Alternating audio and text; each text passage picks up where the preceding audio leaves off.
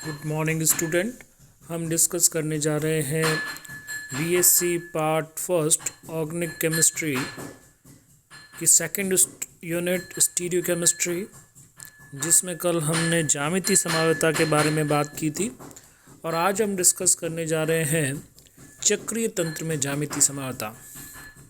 जिस तरह कल हमने सिस ट्रांस आइसोमरिज्म या समपक्ष विपक्ष समवायता के बारे में बात की थी, उसी की कंटिन्यूटी में हम आज चक्रीय तंत्र में ज्यामितीय समवायता की बात करेंगे। साइक्लिक सिस्टम के अंदर भी वलय घूर्णन प्रतिबाधित होता है। जो वलय होती है उसके कारण घूर्णन प्रतिबाधित हो जाता है। जैसे कि एल्कीन के अंदर कार्बन कार्बन द्विबंध की उपस्थिति के कारण घूर्णन प्रतिबंधित होता है। ठीक उसी प्रकार से साइक्लिक स्ट्रक्चर के कारण चक्रीय यौगिकों में भी घूर्णन प्रतिबाधित होता है। और घूर्णन में प्रतिबाधा के कारण यहाँ पे ज्यामितीय समवायता उत्पन्न होती है। जैसे कि यहाँ पे एग्जाम्पल दिया गया है 1,2-डाइमेथिल साइक्लोप्रोपीन। 1,2-डाइमेथिल साइक्लोप्रोपीन में दो समावयवी होंगे। एक जो समावयवी होगा उसमें दोनों मैथिल समूह वलय के तल के ऊपर प्रोजेक्टेड होंगे, जबकि जो दूसरा समावयवी होगा उसमें एक मैथिल समूह वलय के तल के ऊपर, जबकि दूसरा मैथिल समूह वलय के तल के नीचे की ओर प्रोजेक्टेड होगा।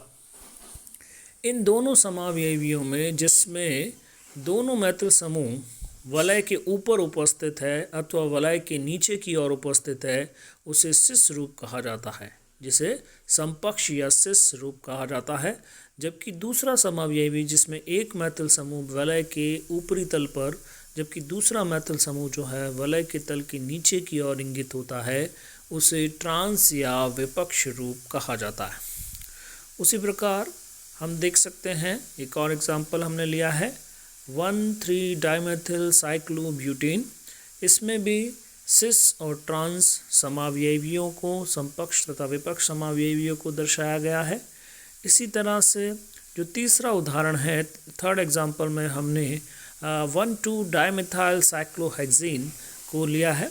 इसमें 1,2-डाइमेथाइल साइक्लोहेक्सेन में दोनों मैथिल समूह जब वलय के तल के ऊपर है तो उसे समपक्ष या सिस रूप कहा गया है।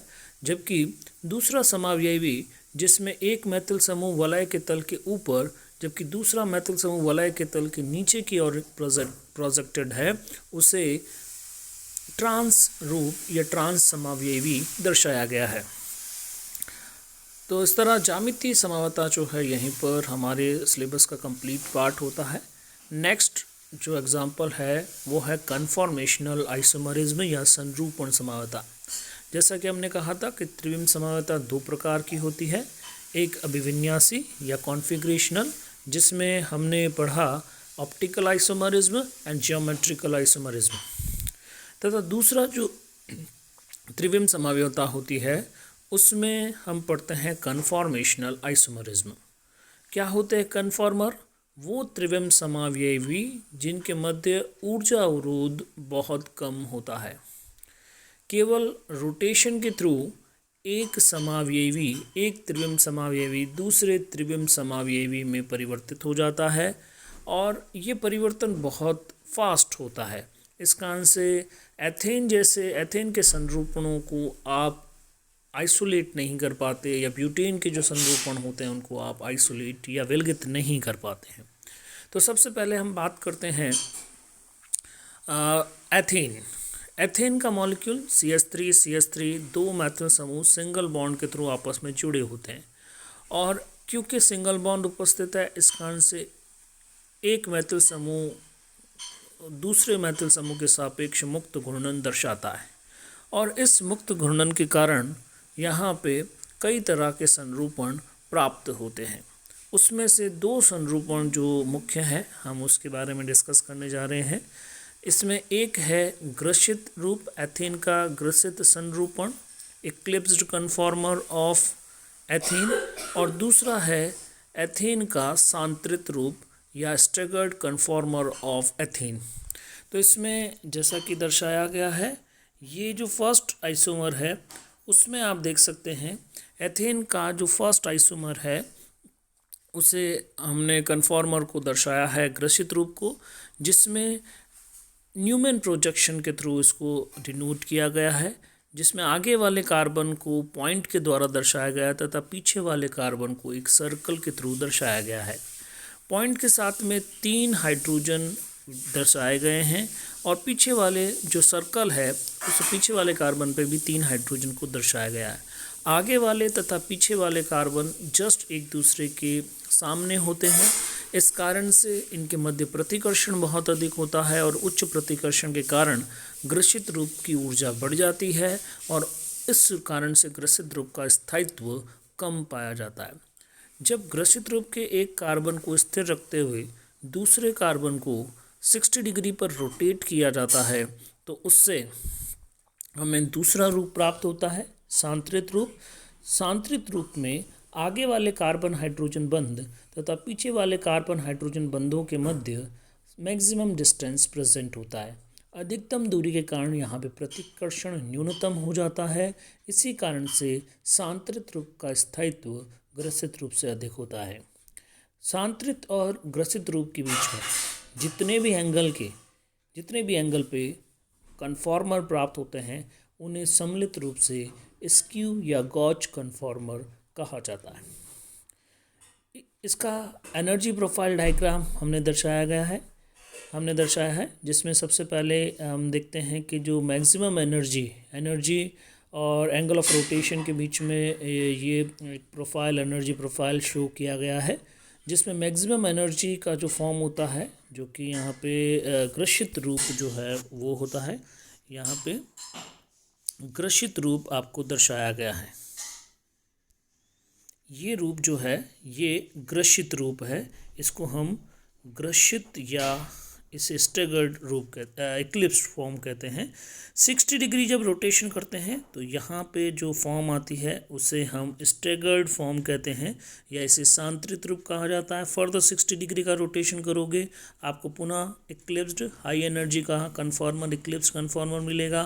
फर्दर जब 180 डिग्री का रोटेशन आप कर दोगे तो उस कंडीशन के अंदर आप देखेंगे कि आपको स्टेगर्ड रूप या कम ऊर्जा का सांत्रित रूप आपको प्राप्त होगा।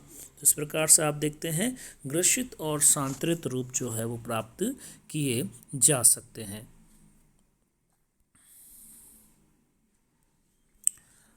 इसी प्रकार से नॉर्मल ब्यूटेन में भी आप समावता संरूपण समावता को दर्शा सकते हैं।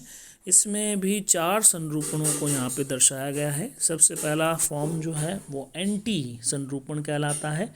एंटी संरूपण में दोनों मैथिल समूह जो है एक दूसरे के विपरीत आगे वाले कार्बन पे जो मिथाइल ग्रुप उपस्थित है वो ऊपर की ओर प्रोजेक्टेड है, जबकि पीछे वाले कार्बन पर मैथिल समूह जो है वो नीचे की ओर प्रोजेक्टेड है। इन दोनों के बीच में मैक्सिमम डिस्टेंस होने के कारण यहाँ पे प्रतिकर्षण मैथिल समूहों के बीच में न्यूनतम होगा और इसी कारण से इसका स्थायित्व जो है वो उच्च पाया जाता है। एंटी संरूपण सबसे ज़्यादा स्थायी संरूपण होता है नॉर्मल ब्यूटीन के केस में। अगला जो एग्जाम्पल है इसमें जब आप मैथिल समूह को आगे वाले कार्बन को स्थिर रखते हुए पीछे वाले कार्बन को जब घुमाते हैं तो ये जो मैथिल समूह है वो इस हाइड्रोजन के पीछे, ये हाइड्रोजन इस मैथिल समूह के पीछे और ये हाइड्रोजन जो है वो इस हाइड्रोजन के पीछे आ जाएगा और आपको एक रूप मिलेगा जिसे आप इक्लिप्स्ड कन्फॉर्मर या ग्रसित रूप कहते हैं। यहाँ पे हाइड्रोजन के मध्य इंटरैक्शन हो रहा है, प्रतिकर्षण हो रहा है। इसी तरह से मैथिल हाइड्रोजन और फिर मैथिल हाइड्रोजन के बीच में प्रतिकर्षण हो रहा है। यहाँ पर हाइड्रोजन के बीच, यहाँ पे मैथिल समूह के बीच में और यहाँ पे मैथिल हाइड्रोजन के बीच में प्रतिकर्षण हो रहा है। इस कारण से यहाँ पे प्रतिकर्षण अधिक होने के कारण ऊर्जा बढ़ जाएगी। इसका स्थायित्व जो है वो एंटी संरूपण से कम होगा। एंटी संरूपण में प्रतिकर्षण न्यूनतम है, स्थायित्व उच्चतम है। ग्रसित रूप के अंदर प्रतिकर्षण बढ़ा, स्थायित्व घट गया। 60 डिग्री रोटेशन पे 60 डिग्री पर यदि फर्दर रोटेशन किया जाए तो इस कंडीशन के अंदर आपको एक संरूपण प्राप्त होता है जिसे स्क्यू या गॉच कहते हैं। स्क्यू और गॉच संरूपण में दोनों मैथिल समूहों के बीच का जो एंगल होता है वो 60 डिग्री का पाया जाता है। दो मैथिल समूहों के बीच का जो एंगल है वो 60 डिग्री का है। यहाँ पे एंटी में वो एंगल कितने का है 180 का, ग्रसित रूप के अंदर वो एंगल कितना है 120 का। लेकिन स्क्यू या गॉच के अंदर दोनों मैथिल समूह के बीच का जो एंगल है वो 60 डिग्री का होता है। और इस संरूपण में मैथिल समूह क्योंकि पास आ गए हैं, नज़दीक आ गए हैं एंटी या ग्रसित संरूपण की तुलना में, इस कारण से इसकी ऊर्जा जो है वो यहाँ पे बढ़ गई है, एनर्जी यहाँ पे इंक्रीज हो जा रही है। लेकिन दूसरी तरफ आप देखेंगे हाइड्रोजन हाइड्रोजन के बीच में दूरी है, तो यहाँ पे सबसे ज़्यादा स्थायित्व एंटी का होता है, फिर स्थायित्व स्क्यू या गॉच का होता है, और फिर स्थायित्व ग्रसित का होता है। सबसे स्थायित्व एंटी, फिर स्क्यू या गॉच, और फिर ग्रसित। फिर हम आगे चलते हैं फर्दर, जब 60 डिग्री का रोटेशन करते हैं तो दोनों मैथिल समूहों के बीच में एंगल 0 डिग्री का हो जाता है। यहाँ पे अधिकतम प्रतिकर्षण प्राप्त होता है, और अधिकतम प्रतिकर्षण के कारण आप देखेंगे कि स्थायित्व न्यूनतम हो जाता है। इसे पूर्ण ग्रसित रूप या फुल्ली इक्लिप्स्ड कन्फॉर्मर कहा जाता है। तो इस प्रकार नॉर्मल ब्यूटेन के अंदर 4 संरूपण पाए जाते हैं: एंटी, इक्लिप्स्ड, स्क्यू या gauche and fully eclipsed conformer. Anti, ग्रसित, स्क्यू या गॉच तथा पूर्ण ग्रसित संरूपण।